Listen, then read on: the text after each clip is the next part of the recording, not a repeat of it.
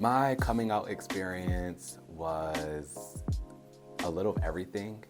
I came out in college. It was actually awful. So it was kind of a gradual process for me. Mine was actually very funny. It was an accident for sure that my mother found out about me and my sexuality, but it wasn't easy. However, over time, with the support of other family members and from my mother, we eventually, got through it, but it was definitely a situation to remember for sure.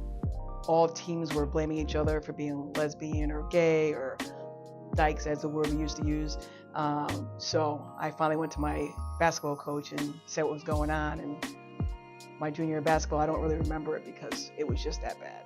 It was just like we were hiding and, people were just saying stuff and bullying, and it was awful because everybody back then was having their own issues, but they wanted to get the reflection off of them. So When I was in high school, I was a senior. It was 1998. Yeah, and the whole Matthew Shepard incident had happened, where he lost his life, and that kind of sent me back into the closet, really. But I ended up coming out, and this is very appropriate for an arts teacher, at a musical theater summer camp. And so I even wrote a song that summer. I wrote my own coming out song. And I'm happy that I did do it while I was younger rather than older, because then it allowed me to just live in my authentic self and to walk freely and just to not carry that weight of such a major secret around with me from day to day, because I've definitely experienced that with other folks that I know.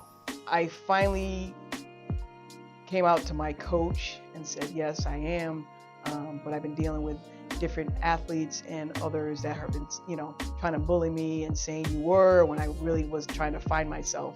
So I think talking to someone is the best thing. If it's not your parent, because back then my mom was still like old school, like, can't date out of your race, and you have to date a man and da-da-da. So I think having someone that you can trust, and that's the biggest thing. If you can figure out you can trust someone, not just a friend, but like an adult figure that you trust, that's the best way. I met somebody, and I was really interested in dating this person, and he told me he wouldn't date somebody that wasn't out. So I kind of made the decision that that's what I wanted to do, and so I started telling people, and my family was very accepting of it, and I lucked out in that situation. For me to work here at CREC and for CREC to support me and who I am and, and my family, I find it very rewarding. I have worked in other places where I was the only openly gay teacher, places where I could have been terminated because the laws were not in my favor. To be a leader at CREC and an organization that celebrates everyone and LGBTQI plus community is beautiful for me. I just am very proud and joyful that I can work for an organization that genuinely supports, loves, and advocates for all people. I think it's pretty amazing. I mean, I don't feel like I have to hide who I am. If I get asked the question, if I'm gay or if I'm part of the LGBTQ community, I answer it truthfully. Allies can make an impact on a community because we can't do anything alone.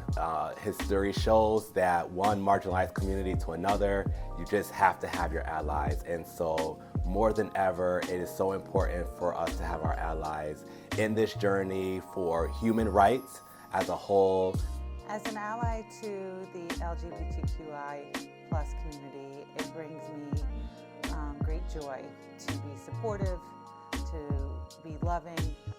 Pride Month to me is about an opportunity to genuinely allow people to show love, be loved, give love, and even give the space for people who are questioning, who are discovering, who are figuring it out, and to give them an opportunity just to feel the love that surrounds them as they're going through their journey.